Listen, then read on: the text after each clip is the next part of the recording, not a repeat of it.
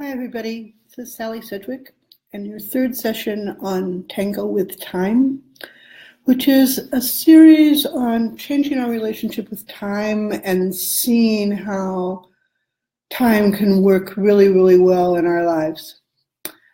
But first, as we do, I'd like you to, if you can, close your eyes, but if not, just sort of sit comfortably and take a deep breath and feel it go through your whole body. See if you can actually imagine the breath going around your molecules and down to your toes and your fingers.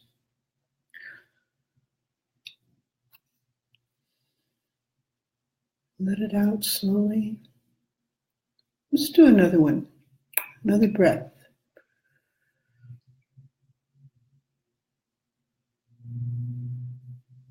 So it feels like it's filling even more than your lungs, so just sort of feeling your heart.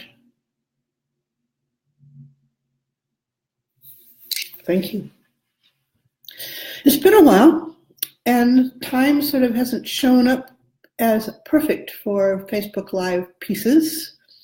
Part of that is knowing exactly where to do them, how to put the computer in the right place, where there might actually be a connection that is clear enough.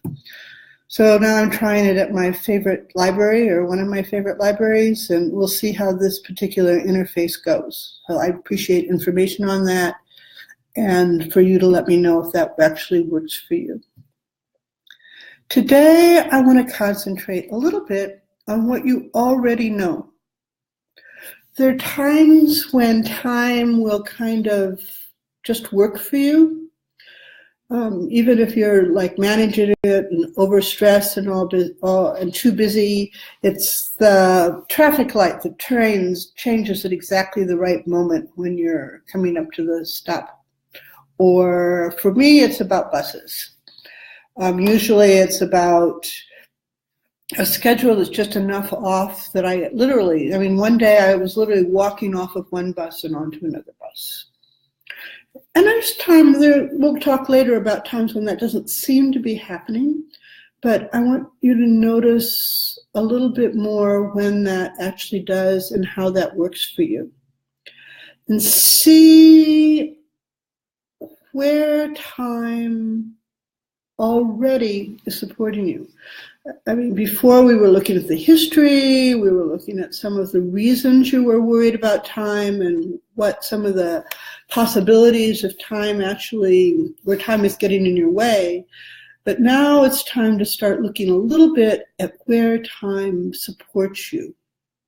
There was a 2-hour slot at the library in one of their study rooms where I can just talk to you and see if this works as a new place to be. I'm doing it on a Monday rather than on a Wednesday, which is when I thought we were going to do Tango with Time updates. So it's about walking into wherever time supports you. And report, let me know.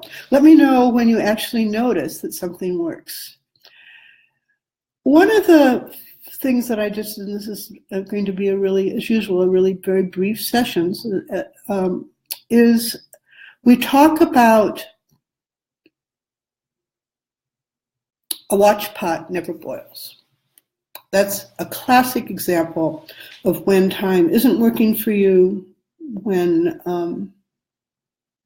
we think that time is sort of in a whole other mode. So, the other day, I watched a pot boil. I did. I didn't time it. I didn't look to see where it was at. I wasn't worried about whether the eggs would get done or whatever the blank we were putting in the pot. It was an aluminum pot, so it had a shiny bottom. It's really, really beautiful to watch a pot boil.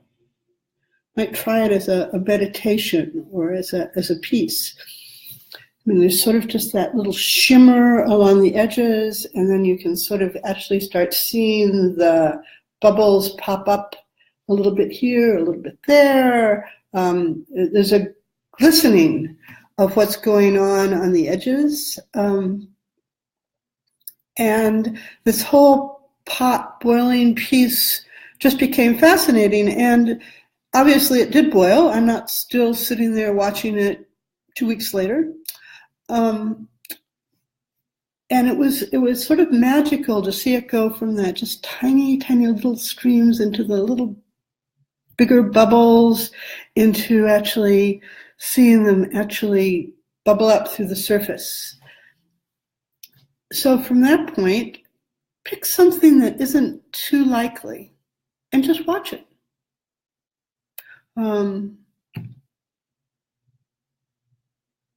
Watch your partner do something that you think he takes too long to do, or watch pot boil.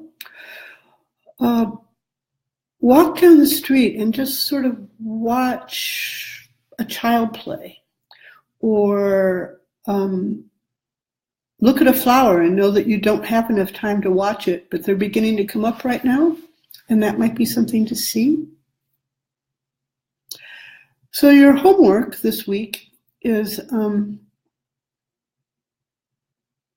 to actually see where time does show up for you in the right times, and to sort of experience where some of your preconceptions might not be true.